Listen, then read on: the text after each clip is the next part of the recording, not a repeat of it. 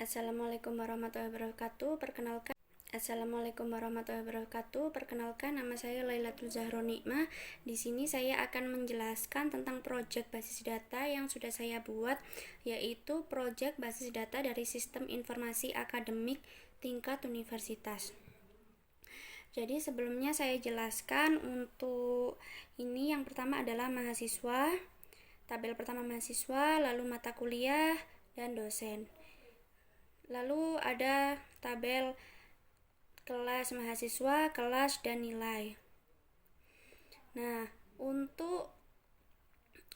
sudah ada penjelasan untuk yang bintang 1 itu adalah sebagai primary key atau kunci, dan untuk yang bintang 2 itu adalah foreign key. Jadi langsung saja kita buat untuk projectnya. Pertama yaitu kita masuk ke exam pp. Kita tunggu masih loading. Nah, setelah itu kita klik start pada Apache dan start pada MySQL, lalu kita masuk pada admin. Setelah itu akan muncul tampilan seperti berikut.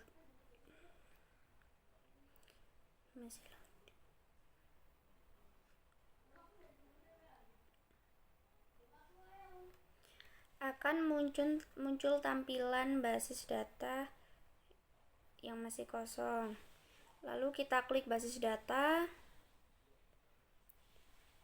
Lalu kita buat nama basis data. Di sini saya namakan untuk tugas akhir karena ini tentang tugas akhir UAS semester 2.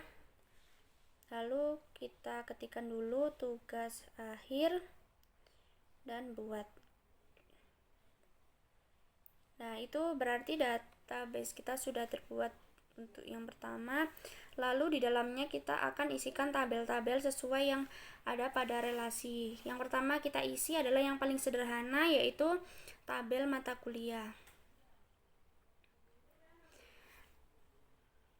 Di tabel mata kuliah kita ada tiga isi. Jadi kita tuliskan tabel mata kuliah. Kita tuliskan mata kuliah, lalu untuk jumlah kolomnya kita ketikkan sesuai yang ada pada relasi, yaitu 3.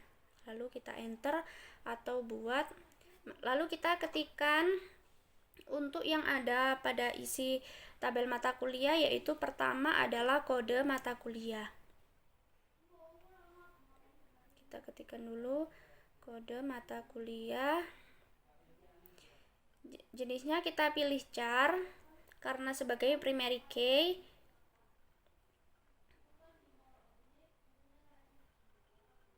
Dan untuk panjang nilainya kita ketikkan 30.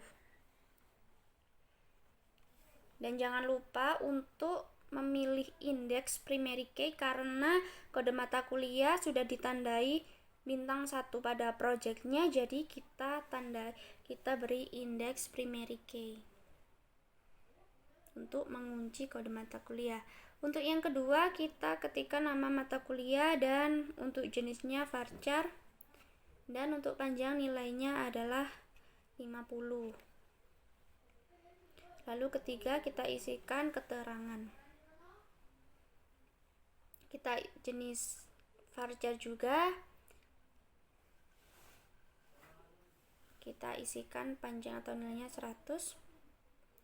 Setelah itu jangan lupa untuk storage engine-nya kita pilih MyISAM. Lalu kita cek kembali agar tidak ada yang salah. Sudah benar semua. Lalu kita klik simpan. Setelah itu kita kembali lagi ke basis data yang sudah kita buat tadi. Kita klik di tugas akhir, maka akan keluar bahwa mata kuliah sudah dibuat seperti yang ada pada. Dan untuk yang kedua kita buat tabel dosen. Jadi kita ketikkan dosen, tadi jumlah kolomnya ada 1, 2, 3, 4, Jadi jumlah kolomnya sama dengan 6. Kita klik enter atau buat. Lalu kita masukkan data pada tabel.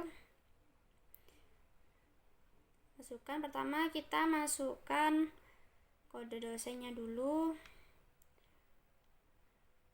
Kita gunakan jenis char agar sama seperti yang saya jelaskan tadi, bahwa untuk yang saya kasih bintang 1 adalah primary key, jadi kita gunakan jenisnya untuk char. Jangan lupa untuk indeksnya kita beri primary. Lalu kita cek lagi. Setelahnya kita akan mengetikkan yang kedua, yaitu nama dosen. Kita pilih jenisnya varchar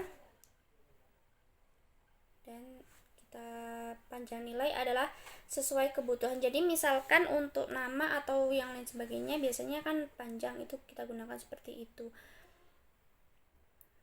Ketiga, kita isikan jenis kelamin. Untuk jenisnya varchar juga. Untuk jenisnya enum, karena apa? Enum itu adalah pilihan, kan jenis kelamin biasanya diketikkan pada 2, itu laki-laki atau perempuan. Lalu kita ketikkan alamat. Alamat kita menggunakan jenis varchar dengan panjang 100, karena untuk menjaga agar misalkan alamatnya panjang jadi tidak terbatas, seperti itu.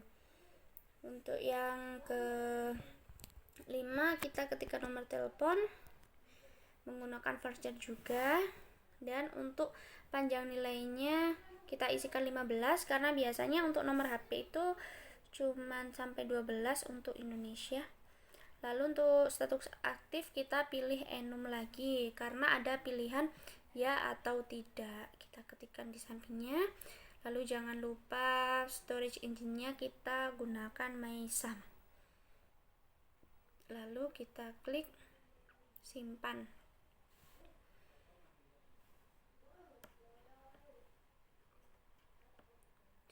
Lalu akan muncul seperti ini, berarti ini sudah selesai. Lalu kita klik lagi tugas akhir bahwa tabel mata kuliah dan tabel dosen sudah dibuat. Lalu kita lanjutkan untuk melakukan hal yang sama pada tabel mahasiswa.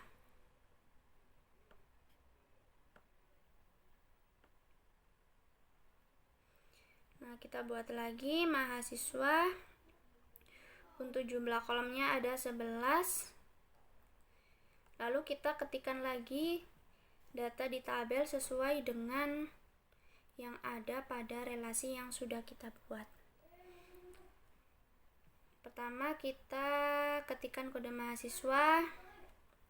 Jenisnya tetap char, karena kode mahasiswa kita beri bintang 1 pada relasinya, itu adalah menunjukkan adalah primary key, seperti itu. Sudah, lalu kita lanjut isikan untuk yang kedua. Jangan lupa untuk panjang nilainya 20 saja. Lalu ke bawah ada NIM. Kita ketikkan NIM. Kita pilih jenisnya varchar dan panjang nilai 15. Setelah NIM ada nama mahasiswa. Kita ketikkan nama mahasiswa. Kita pilih varchar dan kita pilih panjang nilai 50. Kita ketikkan hal yang sama sampai ke bawah. Untuk nomor 4 adalah jenis kelamin. Jadi seperti yang sebelumnya, jenis kelamin kita pilih enum, karena nanti ada 2 pilihan jenis kelamin, yaitu laki-laki dan perempuan. Kita berikan kode saja L atau P. L sebagai laki-laki dan P sebagai perempuan.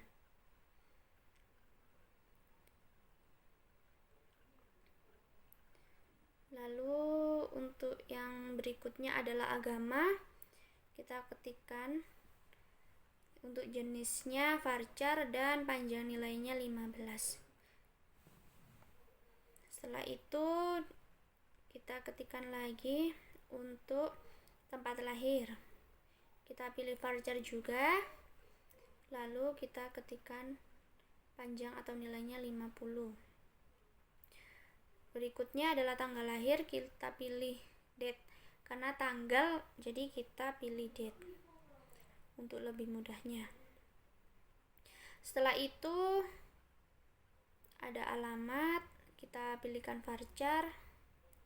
Jangan lupa panjang nilainya harus lebih banyak karena nanti yang diketikkan untuk alamat itu biasanya banyak. Dan di bawahnya ada nomor telepon seperti yang sudah saya jelaskan tadi. Lalu berikutnya ada tahun angkatan dan status aktif. Kita ketikkan dulu tahun angkatan, tetap menggunakan varchar.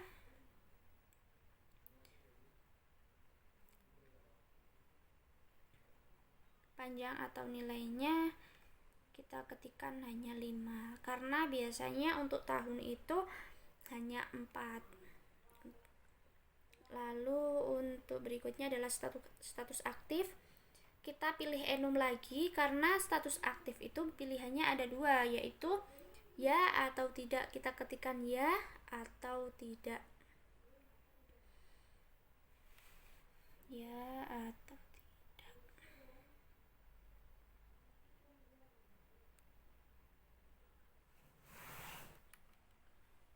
Nah, berikutnya jangan lupa kita pilih storage engine-nya untuk MySum seperti yang sebelum-sebelumnya. Lalu kita simpan. Maka isi dari tabel sudah dibuat. Maka akan muncul 3 tabel seperti pada video di atas. Lalu kita klik lagi untuk tugas akhir untuk melanjutkan tabel yang belum kita buat dan belum kita isikan untuk data-datanya. Untuk yang selanjutnya adalah kelas.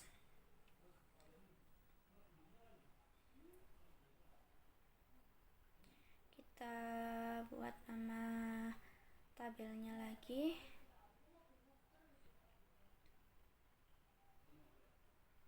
Kita ketikkan kelas.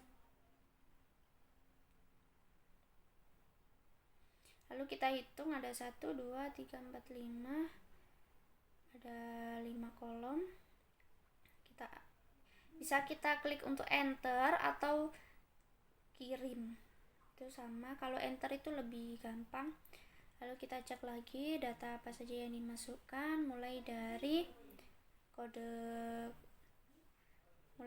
kode kelasnya. Kita pilih jenis char lagi.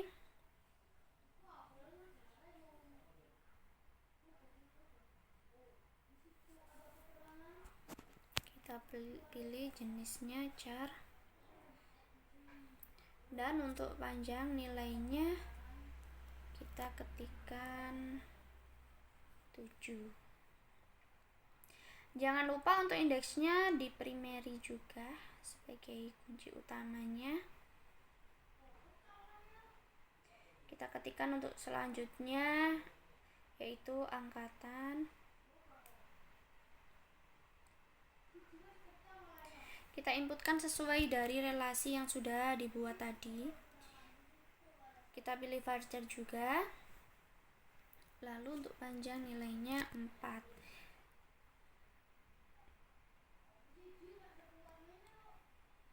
Lalu untuk berikutnya yaitu nama kelasnya. Kita pilih varchar lagi. Jangan lupa untuk panjang dan nilainya kita ketikkan sesuai dengan relasi yang sudah kita buat. Yang selanjutnya adalah kode guru. Lalu kita pilih pilih char karena kode guru adalah kode dosen, karena kode dosen tadi adalah foreign key, jadi kita ketikkan char karena tadi sudah di primary key, itu kita ketikkan jenisnya char, dan untuk panjang atau nilai tabelnya harus sama dengan yang sudah kita buat sebelumnya. Nah, untuk selanjutnya ada status aktif, kita pilih lagi untuk jenisnya adalah enum.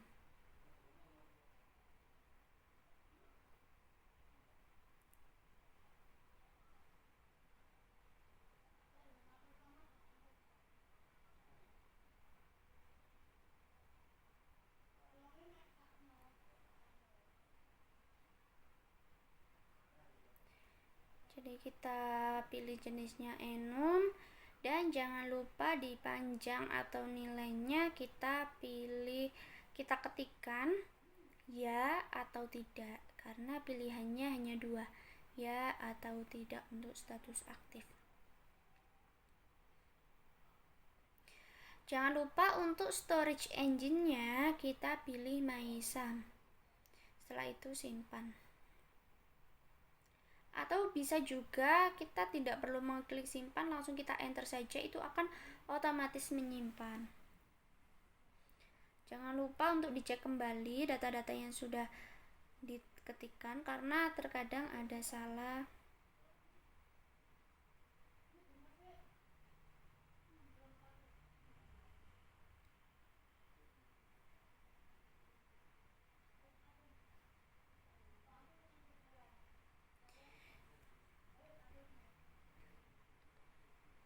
Jadi seperti yang saya jelaskan tadi, primary key-nya yang saya sudah kasih tanda bintang 2 itu adalah sebagai foreign key. Dan untuk selanjutnya kita ketikkan lagi untuk kelas mahasiswa. Jadi kita buat tabel lagi, kita klik tugas akhir untuk membuat tabel baru, lalu di nama kita ketikkan kelas mahasiswa.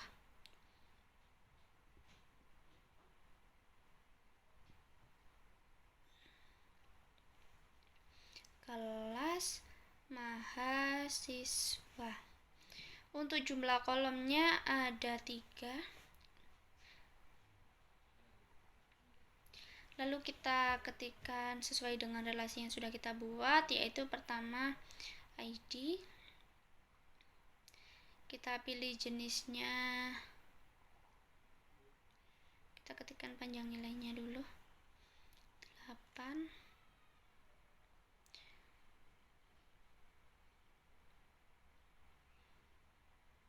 Lalu indeksnya adalah primary karena sudah ditandai dengan bintang 1 tadi. Kirim.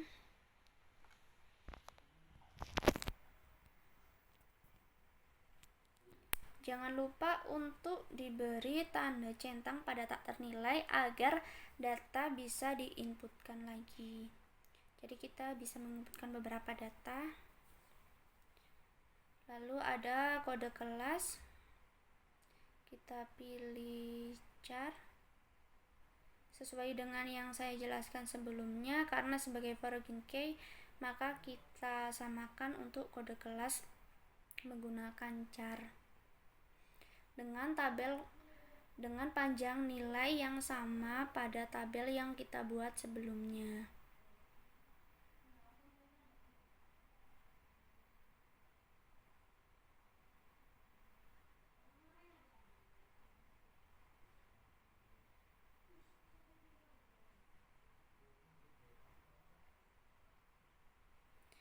Lalu untuk selanjutnya kita ketikkan kode mahasiswa. Untuk kode mahasiswa kita sudah jelaskan ada bintang 2, berarti dia sebagai foreign key. dan kita ketikkan untuk panjang atau nilainya adalah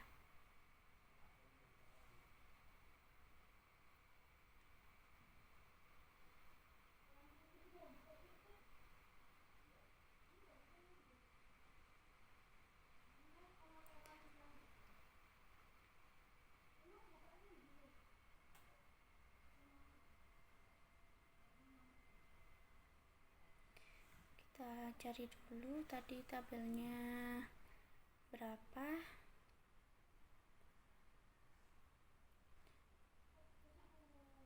Sambil diingat-ingat untuk tabel yang sebelumnya sudah kita buat, panjang atau nilainya berapa karena harus sama untuk yang sebelumnya.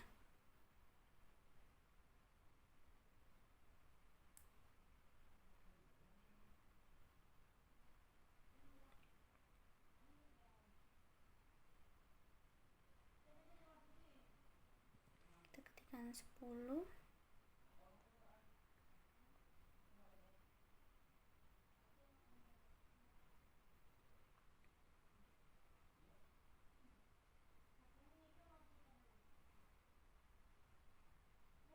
Kita pilihkan char karena kode mahasiswa adalah foreign key, karena sebelumnya pada primary key sudah kita pilih untuk jenisnya char, jadi di sini juga harus sama seperti sebelumnya. Dan kita pilih storage engine-nya untuk MySam juga, lalu kita simpan. Dan ini sudah cuma kurang satu lagi. Untuk tugas akhir, kita klik lagi tugas akhir, maka akan muncul tabel-tabel yang sudah kita buat. Dan untuk yang terakhir kita akan ketikkan untuk tabel nilai. Langsung saja kita beri nama nilai, lalu kita ketikkan sama, kita hitung dulu 1, 2, 3, 4, 5, 6, 7, 8, 9, 10, 11. Ada 11 kolom. Kita ketik 11 kolom. Lalu kita klik enter. Lalu kita masukkan data-data sesuai dengan key yang kita buat di relasi, yaitu pertama ID kita ketikkan char karena sebagai primary, kita pilih indeksnya primary, klik kirim. Lalu yang kedua yaitu kita cek lagi, ada semester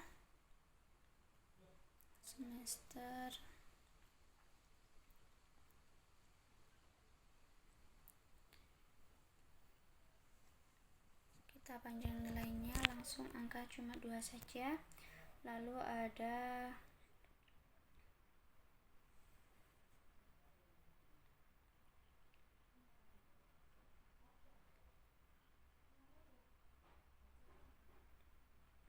kode mahasiswa seperti yang sebelumnya. Kode mata kuliah seperti yang sebelumnya, kode mata kuliah adalah sebagai foreign key, jadi kita pilih jenisnya char, dan untuk panjang atau nilainya sesuai dengan tabel yang sebelumnya kita buat.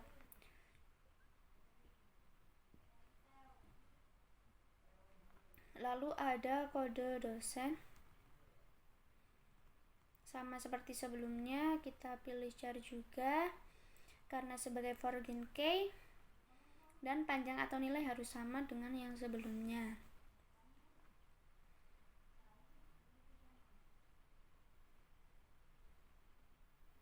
Kita ketikkan lagi di bawahnya kode kelas,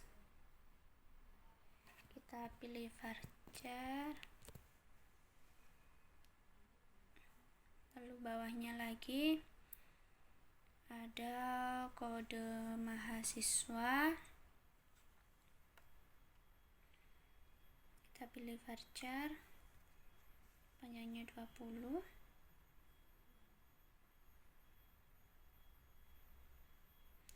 Lalu di bawahnya lagi ada nilai Untuk pertama adalah nilai tugas.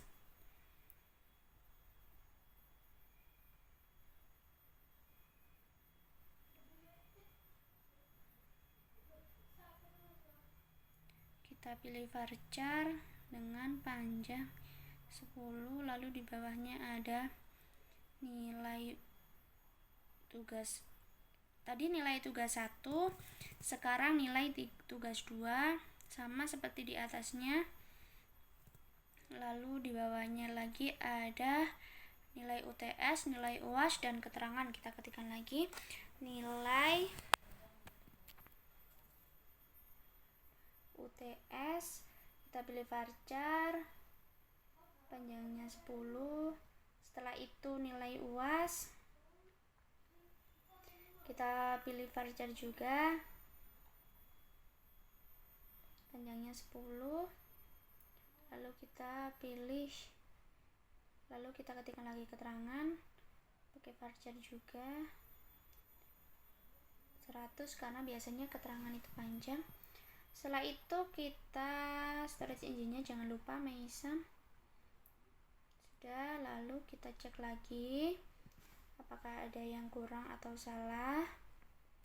Kita klik simpan.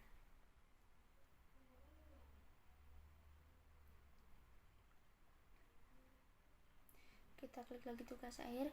Jadi itu adalah tabel-tabel yang sudah kita buat dari dosen, kelas mahasiswa, mata kuliah, nilai, dan di bawahnya itu ada status. Nah, seperti itu. Itu sudah jadi.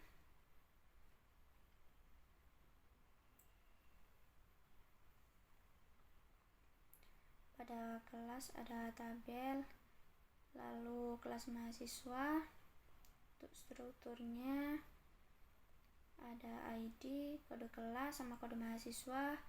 Lalu di bawahnya lagi ada mahasiswa, itu mata kuliah,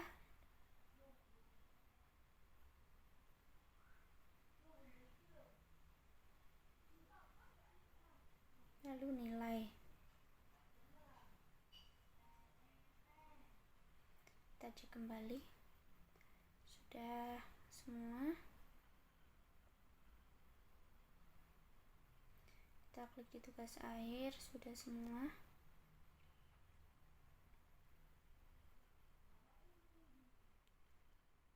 Jadi seperti itu cara untuk membuat tabelnya. Selanjutnya saya akan membahas tentang diagram R atau R diagram, atau biasa disebut dengan ERD, yaitu adalah sebuah model untuk menyusun database agar dapat menggambarkan data yang mempunyai relasi dengan database yang akan didesain. Jadi saya jelaskan dulu. Pertama ada entitas. Entitas itu dilambangkan dengan bentuk persegi panjang. Jadi entitas adalah kumpulan objek yang dapat diidentifikasi secara unik atau saling berbeda. Lalu ada atribut. Atribut biasa disimbolkan dengan elips atau lingkaran. Itu biasanya untuk pembagian dari entity yang sudah kita buat tadi, atau biasa disebut dengan atribut itu tadi, untuk mendeskripsikan karakteristik dari entitas tersebut, untuk mendeskripsikan karakteristik yang ada pada persegi panjang yang ada di atas itu seperti di gambar. Contohnya mahasiswa itu sebagai entitinya, lalu atributnya adalah NIM, nama mahasiswa, jenis kelamin, dan tahun angkatan. Lalu ada relasi. Relasi itu seperti apa? Jadi relasi itu biasa disimbolkan dengan seperti hubungan gitu antara sejumlah entitas yang berasal dari himpunan entitas. Biasanya relasi itu disimbolkan dengan belah ketupat seperti di gambar, mengambil atau memberi, itu namanya adalah relasi. Relasi dibagi menjadi 3, yaitu one to one to many, dan many to many. Kemudian yang terakhir ada garis, seperti yang ada di gambar itu garis yang menghubungkan seperti antara mahasiswa dengan dosen, lalu dosen kepada memberi, terus memberi kepada nilai, itu adalah garis. Jadi garis pada atribut untuk menunjukkan hubungan entitas pada R diagram. Jadi seperti yang saya jelaskan tadi, fungsi R diagram adalah untuk menjelaskan atau untuk menyusun database agar dapat menggambarkan data yang mempunyai relasi dengan database yang akan didesain. Misalkan ini untuk mahasiswa, dia akan terhubung dengan mata kuliah. Jadi untuk direlasikan dengan mengambil itu tadi. Jadi seperti itu. Berikut adalah penjelasan dari saya. Mohon maaf apabila ada kurang atau lebihnya. Wassalamualaikum warahmatullahi wabarakatuh.